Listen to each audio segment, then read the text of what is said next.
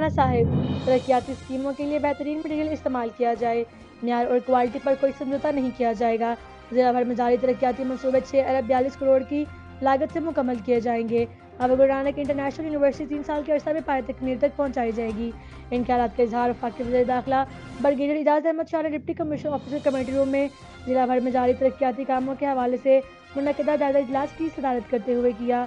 इजलास में मेंबर सूबाई assembly Mian Mohammad Atif, deputy commissioner Nankana Sahib Raja Mansoor Ahmed, district police officer Ismail Rehman Karak, additional deputy commissioner Ahmed Kamal, additional deputy commissioner Mohammad Usman Khalid, additional deputy commissioner Raja Amjad, chief executive officer authority doctor Shakeel Ahmed के अलावा दीगर वफाकी सूबाई और ज़िले इंतजामिया के तमाम महकमा जात के अफसरान ने शिरकत की।